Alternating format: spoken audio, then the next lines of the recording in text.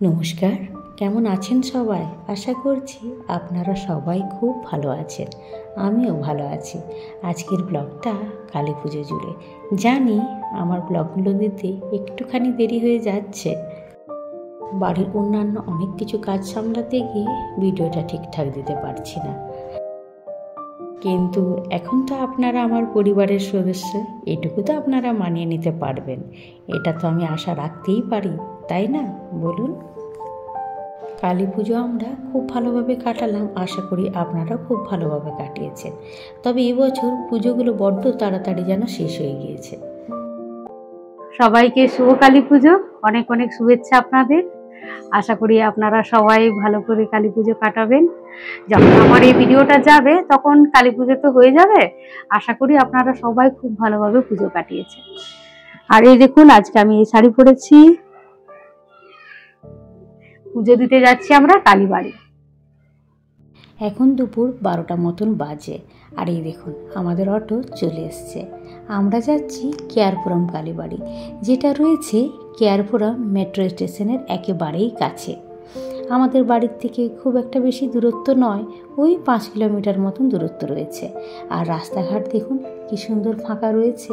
আজ তো দিওয়ালি, ছুটি ছটার দিন, তাই ভীষণ ভালো লাগছে এই ফাঁকা রাস্তা আর এমন সুন্দর একটা আকাশ। তার থেকে যেন চোখই ফেরানো যাচ্ছে না। আর ওয়েদারটাও ছিল হালকা হালকা মেঘলা, ভীষণ ভালো লাগছে। আর এই দেখুন চলে এসেছি কেয়ারপুরম কালীবাড়ি। এই দেখুন শাশ্বতী দিদি আর পুরোহিত মশাই গল্প করছেন। দিদির সঙ্গে এই কালীবাড়িতে আমার আসা এ নিয়ে 3 বছর। বিগত 2 বছর ধরে আমি দিদি বাবাই করেই আসতাম। আর এবছর তবে কয়েকজন বেড়েছে, যেমন আমার সঙ্গে সংগ্রাম, দিদি আর বাবাইয়ের সঙ্গে দাদা এসছে, মানে শাশ্বতী দিদির হাজব্যান্ড, আর মমি অমরদা। রুবি আর বাপনদা আসতে পারেনি, যেহেতু রুবির শরীরটা খুব একটা ভালো নয়। পুজো আরম্ভ হয়ে গিয়েছে, আমরা সবাই নিচে বসে পড়েছি।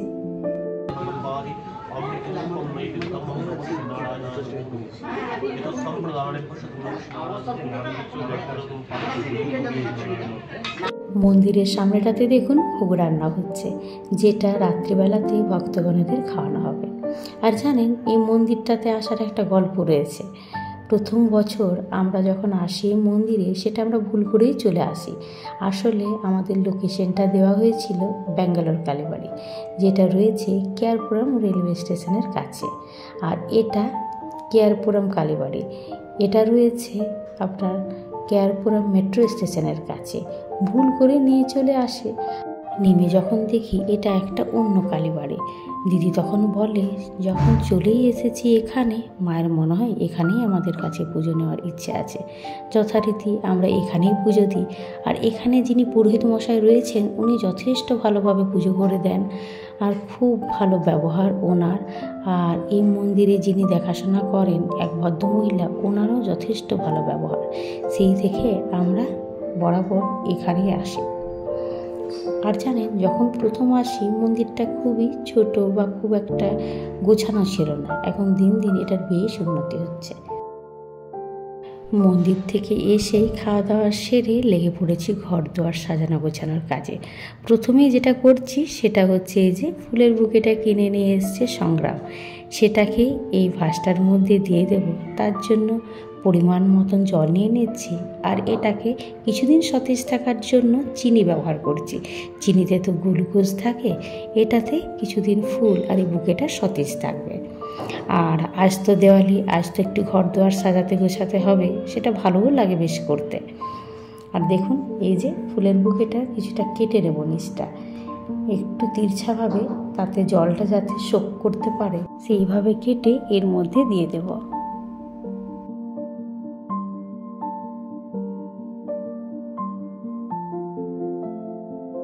আমি সংগ্রামকে বলেছিলাম গোলাপের বুকে নিয়ে আসতে, তার সঙ্গে 2-1টা অন্য ফুল নিয়ে নেবে। তবে ও নিয়ে এসছে পুরোটাই অন্যান্য ফুলে ভর্তি, 2-1টা গোলাপ রয়েছে। তবে দেখতে মন্দ লাগেনি, বেশ ভালোই কালারফুল লাগছে। ঘর দুয়ার সাজাতে গিয়ে আর রাঙ্গোলি দিতে গিয়ে বেশ খানিকটা আমার দেরি হয়ে গিয়েছে।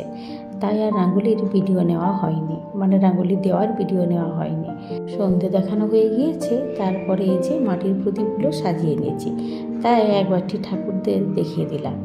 এবার সমস্ত দরজায় দরজায় দিয়ে দেব।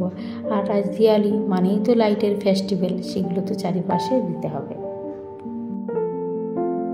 প্রথমেই দেখুন ঠাকুরের নিচেটাতে একটা আমি রাঙ্গোলি দিয়েছি, সেটাতেই প্রদীপগুলো দিয়ে দিচ্ছি। আর রাঙ্গোলিটা কেমন হয়েছে অবশ্যই কমেন্টের মাধ্যমে জানাবেন। আজ দিওয়ালি, আজ তো লাইটের ফেস্টিভ্যাল আছে। আর দেখুন কালারফুলভাবে এই রাঙ্গোলিটা দিয়েছি, দেখতে ভীষণ ভালো লাগছে আমার। এবার সমস্ত দরজাগুলোতে প্রদীপগুলোকে দিয়ে দিচ্ছি। আর এই দিওয়ালির দিনে জানেন চারিপাশে প্রদীপ জ্বালানো, রাঙ্গোলি দেওয়া, ঘর সাজানো, এই কাজটা করতে ভীষণ ভালো লাগে। প্রদীপগুলো সমস্ত কিছু দেওয়া হয়ে গেলে আমরা আবারও যাব সকালবেলায় যে কালীবাড়িটা গিয়েছিলাম সেখানে।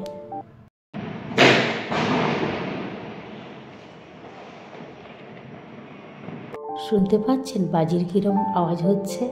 আচ্ছা, যে কথাটা বলছিলাম আবারও যাব, তার কারণ হচ্ছে ওইখানে যে ভদ্রমহিলা রয়েছেন যিনি দেখাশোনা করেন, উনি বারবার করে বলেছেন রাত্রিবেলায় এসে তোমরা প্রসাদ খেয়ে যাবে, কারণ সেই সময় ঠাকুরকে নিবেদন করা হয়নি আর অমাবস্যাও লাগেনি, তো তাই প্রসাদ তো সেই সময় আমরা খেতে পারিনি।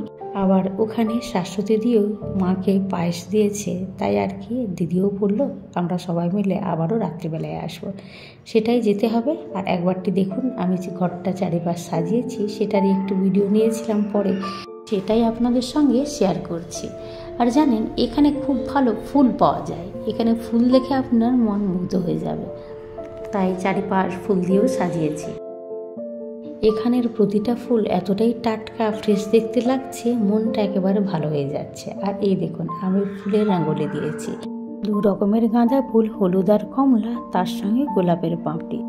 মাঝখানে এই উরলিটা দেখছেন, এই উরলিটা গত বছর আমি কিনেছিলাম দেওয়ালিতে।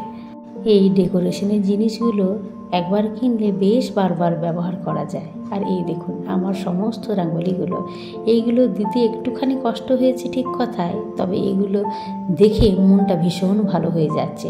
কষ্টটা এর কাছে তখন কিছুই লাগে না, এতটাই মনটা ভালো হয়ে যায়। তাই জানেন আমি কদিন রাখিও এগুলোকে।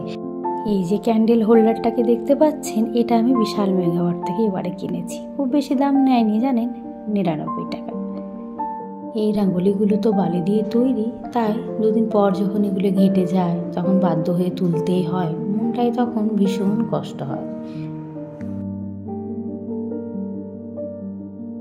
এই পেতলের থালা আর গ্লাসটা দেখতে পাচ্ছেন, এটা ধনতেরাস উপলক্ষে নিয়েছি।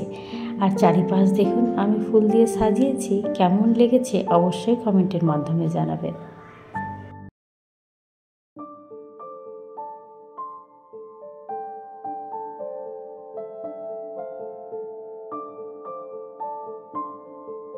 সমস্ত প্রদীপ জ্বালানো হয়ে গিয়েছে, এবার আমরা বেরিয়ে পড়ব।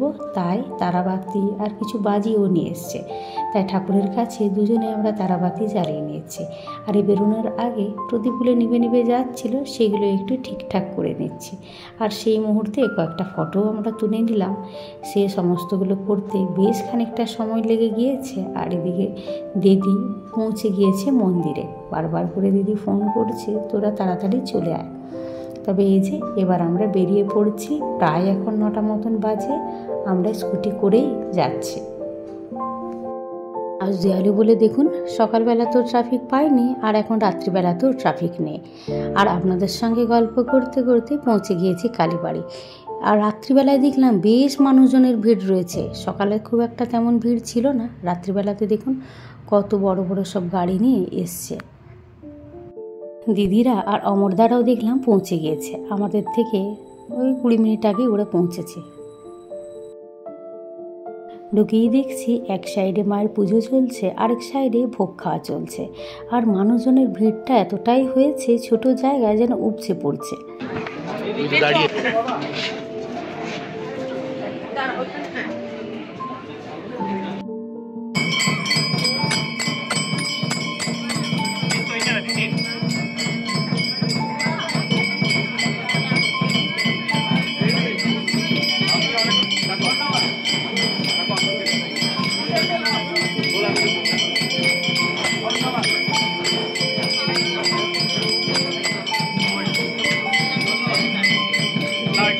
আমরা মায়ের আরতি নিয়ে ভোগটোগ খেয়ে এবার ওই যে মন্দিরের সামনে সমস্ত বাজিগুলো নিয়ে এসেছিলাম, সেগুলোই ফোটানো চলছে।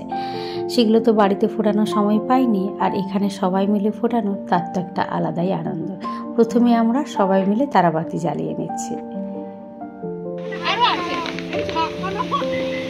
হ্যাপি দিওয়ালি।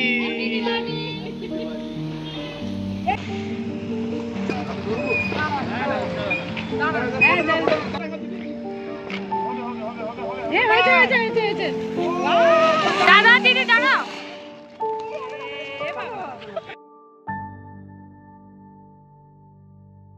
সবাই মিলে একসঙ্গে বাজি ফোটানোর আনন্দটাই আলাদা। এবছর দিদিও আমাদের সঙ্গে নতুন যোগদান করলো, নাহলে বিগত 2 বছর ধরে আমরা মমিরা রুবিরা মিলেই আসতাম, আর এরকমই করতাম, বাজিগুলো সঙ্গেই নিয়ে আসতাম। কারণ বাড়িতে লাইট প্রদীপ জ্বালাতে অনেকটাই দেরি হয়ে যেত, বাড়িতে তো সেইভাবে ফোটানোর সময় পেতাম না। সবাই মিলে একসঙ্গে ফোটাতাম আর আনন্দটা যেন দ্বিগুণ হয়ে যেত। তবে বারে বারেই আমরা মিস করছি বাপনদা আর রুবিকে, কারণ ওরা দুজনও আনন্দ করতে ভীষণ ভালোবাসে, আর বরাবরই আমরা একসঙ্গে সবাই মিলে আনন্দটা করি, তো আমাদেরও ভীষণ খারাপ লাগছে।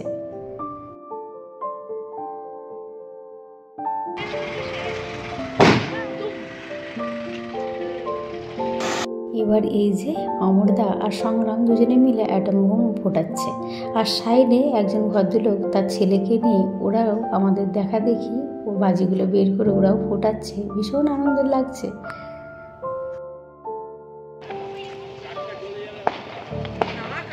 কার জ্বলবে না দাদা, ভিজা আছে। না না একটা একটা করে দেখো। টাটা দিদি, হ্যাপি দিওয়ালি। হ্যাপি দিওয়ালি।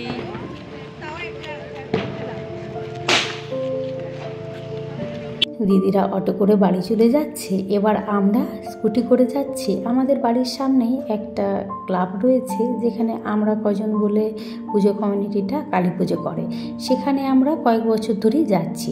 সেটাই প্রতি বছর আমরা রাত্রিবেলায় যাই, আর এই কালীবাড়িটা হয়তো সকালবেলায় আমি দিদির সঙ্গে পুজো দিতে আসি, কিন্তু ওইটাতে মিস করি না। তাই এবারও ভাবলাম যে না, একবার আমরা ওখানে ঢুকবো, তারপরে বাড়ি ফিরবো। ওখানেই চলে এসেছি। এর অ্যাড্রেসটা হচ্ছে কোডিগাহাল্লি কেয়ারপুরাম, আর এই কনভেনশন হলটার নাম TGR কনভেনশন হল।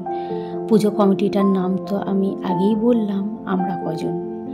আর আপনারা যদি এখানে আসতে চান, কালীবাড়ি বা এই কনভেনশন হলটার দুটোরে আমি লোকেশন আপনাদের দিয়ে দেবো। খুব সুন্দরভাবে এখানে পুজো হয়।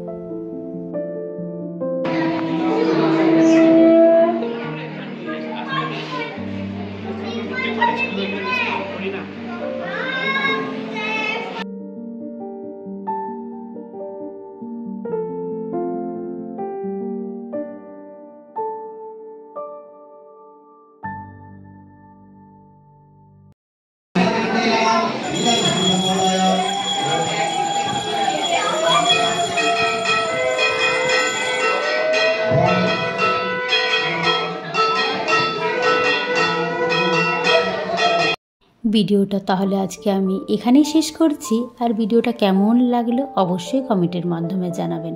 ভালো লাগলে একটা লাইক করে দেবেন, আর যারা এখনও সাবস্ক্রাইব করেননি, সাবস্ক্রাইব করে আমার পাশে থাকবেন।